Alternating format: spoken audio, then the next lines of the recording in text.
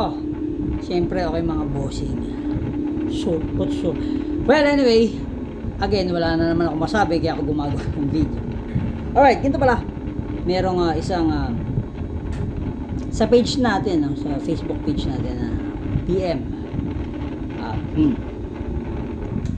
Bossing, try mong mag-invest sa magandang camera. Actually, yung mga ganito, yung mga pwede na gamitin is mga around 2,000 na mga ganito. Anyway, bossing. Itong channel na to, ito yung second channel natin.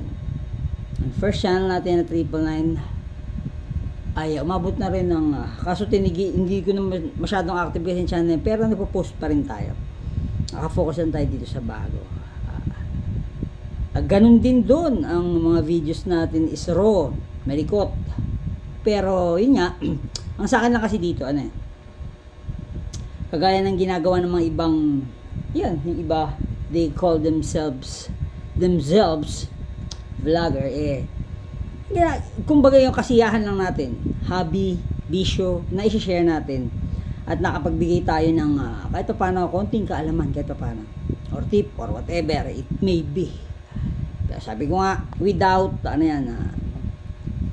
kasi naging trabaho na ng ibang pero para sa mga sino na ba namang ayaw kumita, pero kumbaga ginagawa ko siya dahil masaya ako. Okay?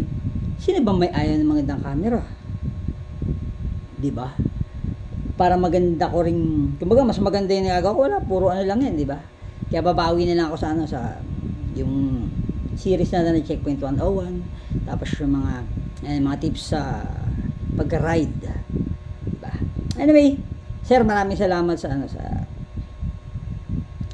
maganda yung maganda yung message niya sa atin. Okay. So anyway, sir, kahit anong mangyari man, lumakas man si Marcy na baby. Nandito pa rin tayo diyan sa audio video natin, tuloy-tuloy pa naman. Mas talk tayo ngayon. Sa lahat, hindi lang naman diyan nakatuon yung channel natin yung motovlog, yan, kung noon nag-umpisa tayo sa kabilang channel, may mga nagmumotor din kami ni Mangko doon. Kaso medyo wala, kumbaga mas nakatuon tayo sa basta mga ganun, depende yan sa sa ikot ng mundo. Well, ayun, hayaan nyo, nasa plano yan yung siguro by December nakakabili tayo, kahit second hand lang na may nakita ko around 1.8 lang, 1.8, so okay na yan. Kasi minsan kadalasan pala itong si Mangko, tama dumawa ka ng cellphone yan. Mas may binili naman ako sa Lazada na tactical cellphone holder. Okay na rin sana yan. Tapos bibili na lang ako ng yung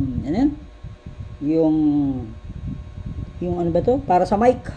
Tsaka para hindi maano yung hangin. Yung cellphone ni Mako maganda kasi pag yung Huawei, pagka yun ang ginamit mo, pag lumalakas yung hangin, nawawala yun. Basta hindi niya kinukuha yan. Nakafocus siya doon sa audio mo. So, ang dami ko na sinabi. Anyway. Darating din tayo dyan siguro sa iba kasi, iba-iba ng yan. Iba-iba. Doon sila, okay sila ron. Basta importante dito, yung nilalaman ng mga sinasabi nyo. Yung binibitawan nyo sa mga tao. Na sana naman, may matutunan. At sana naman, makatotohanan. At sana naman, diba, lagi tayong open. Diba, kayo, basta ako open, kayo close. Okay? So, yun lang, basta tandaan lang lagi, walang masama na actually yung sabi ko magandang message, sir, ibig sabihin walang masama sa pagtanggap ng opinion, etc. Pero yung mga kung ano pa hindi ka pinapansin yan. Kasi ano pang ginagawa natin is akala ko si Mangko yun lang, kung pupunta tayo doon, magbibideo tayo ng konti. Actually, wala nga ako pinupunta malalayo pa di ba? Tapos yung wala lang.